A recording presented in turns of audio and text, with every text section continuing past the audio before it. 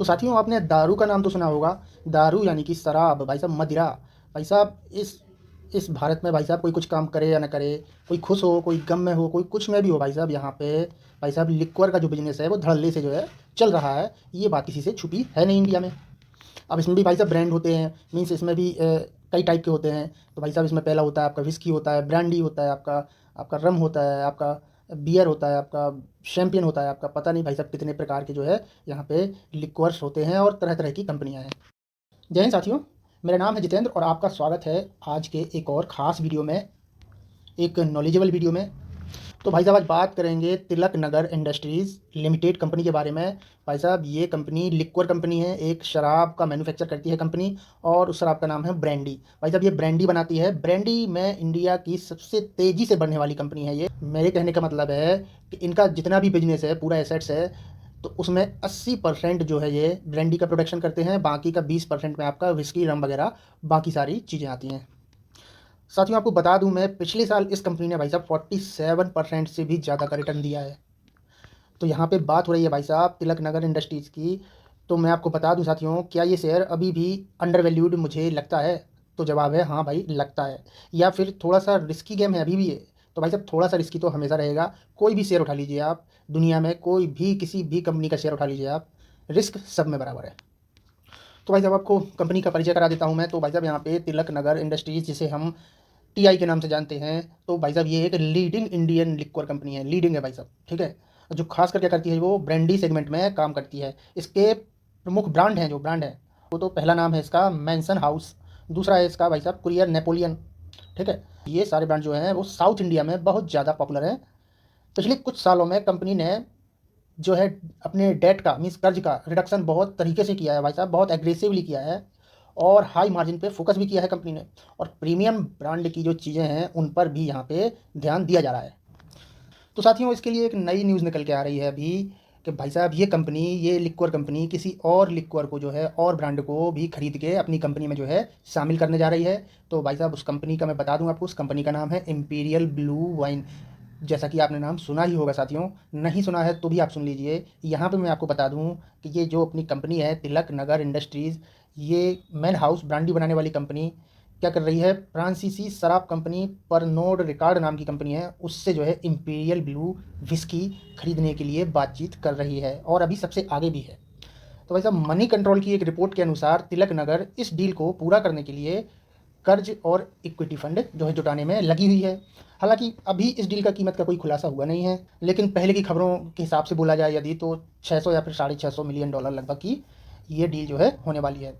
तिलक नगर पिछले साल से इस कंपनी को खरीदने की रेस में सबसे आगे चल रही है भाई साहब अभी। तो भाई साहब तिलक नगर इंडस्ट्रीज़ के बारे में थोड़ा बता दूं आपको। तो भाई साहब ये जो शेयर है, ये जो कंपनी है, 2012 में इसने जो है विस्की मार्केट में जो है कदम रखा था।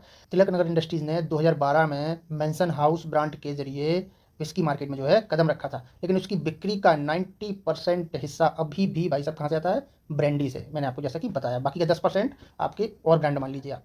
इंपीरियल ब्लू जो भारत की तीसरी बड़ी सबसे विस्की है, इसको खरीदने के लिए भाई साहब तिलक नगर को बाज़ार में जो है, इस शेयर को बाज़ार में बड़ा उछाल मिल सकता है, मैं आपको बता दे रहा हूँ।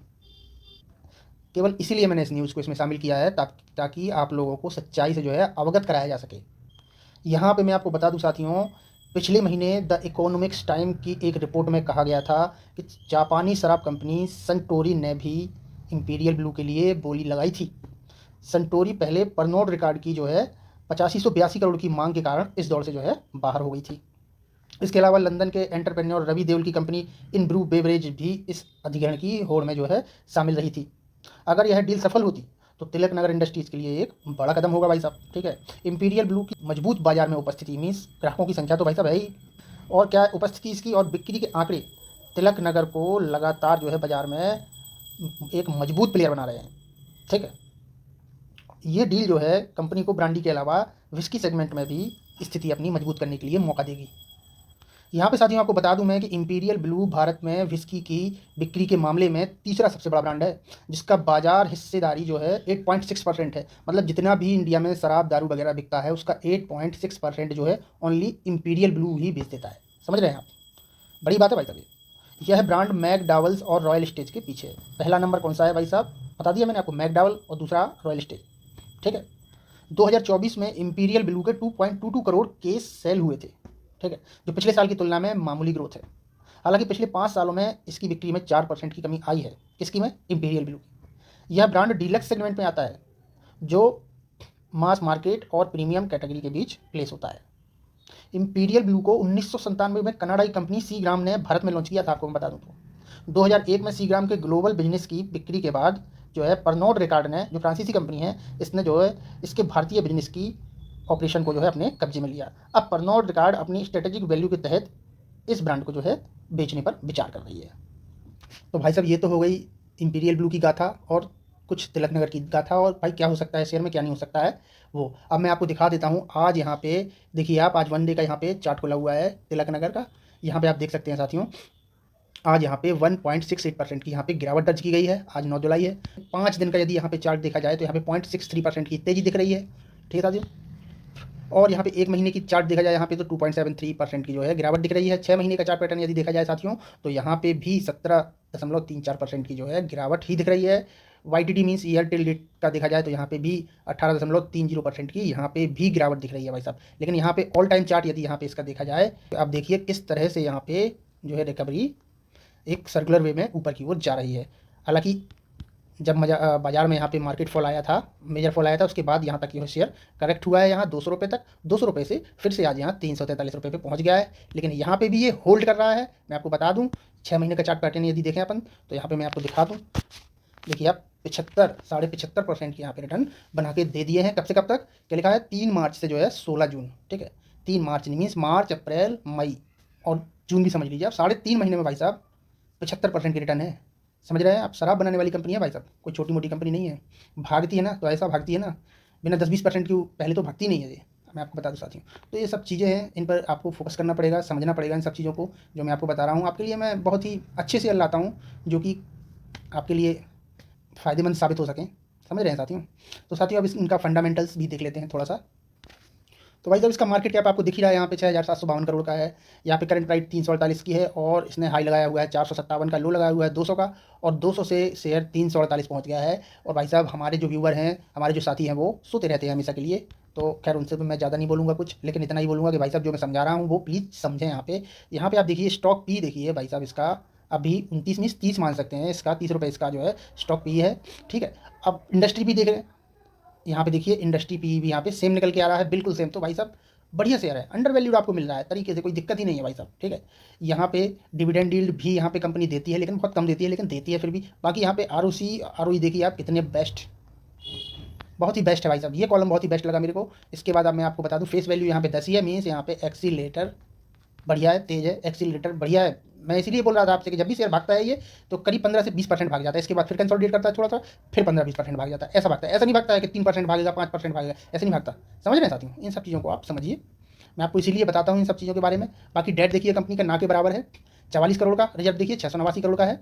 प्लेज परसेंट कुछ है नहीं है। बाकी सेल्स ग्रोथ और जो प्रॉफिट ग्रोथ सारी ग्रोथ है, आप इन पर एक बार नज़र मान लीजिए, मेरे को ज़्यादा बताने की आवश्यकता लग नहीं रही है इनकी। बाकी मैं आपको यहाँ पे इसका EPS दिखा देता हूँ। तो भाई साहब इसका EPS आप देखिए कितना तरीके से, देखिए आप कितना तरीके से बढ़िया तरीके से ऊपर जा रहा है।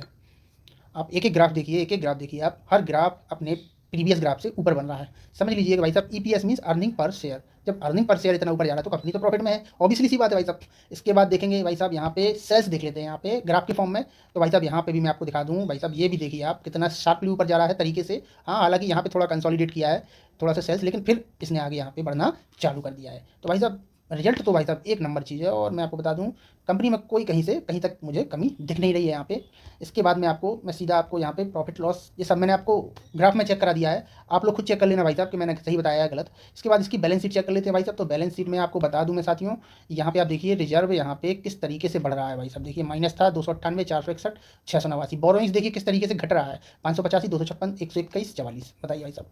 यहाँ पे अदर लाइबिलिटीज़ ठीक ठाक है, 286 करोड़ की है, ठीक है। तो इन सब चीज़ों को आप देखिए भाई साहब, शेयर में जान होनी चाहिए मेरी तरफ से, भाई जान होनी चाहिए शेयर में। जब पैसा लगाना है तो जान होनी चाहिए शेयर में। तो यहाँ पे शेयर में जान है कि नहीं, मैं आपको वही समझाता रहता हूँ साथियों। यहाँ पे आप देखिए साथियों share holding patterns Tilak Nagar का। तो यहाँ पे देख लीजिए आप, हालांकि पहले कंपनी प्रमोटर के पास 44% का स्टेक था, 44 से 42 हुआ, 42 से 41 हुआ, 41 से फिर 42 हुआ था, 41 हुआ, 40 हुआ, 40, आज 40 ही है, ठीक है। तो ज़्यादा बेचते भी हैं, तो ज़्यादा नहीं बेचते हैं, ऐसे 1-2% इधर-उधर करते रहते हैं। बाकी आप यहाँ पे देखिए एफआईआई ने यहाँ पे 1396 से यहाँ पे 1532 तक यहाँ पे स्टेक अपना बढ़ा लिया है। डीआईआई इसका देखें तो 1.35 से 1.26 हो गया है, तो ये और यहाँ पे पब्लिक देखिए 44-70 था तो 43, मतलब आप समझ लीजिए जो यहाँ पे डीआईआई ने हल्का सा 0.2 कुछ बेचा वो भी इन्हें खरीद लिया एफआईआई ने, और जो पब्लिक ने बेचा 1-2% वो भी यहाँ पे एफआईआई ने खरीद लिया है। तो भाई साहब एफआईआई ने क्यों खरीदा है, बहुत बड़ा क्वेश्चन मार्क है, आप समझ जाइए इन सब बातों को।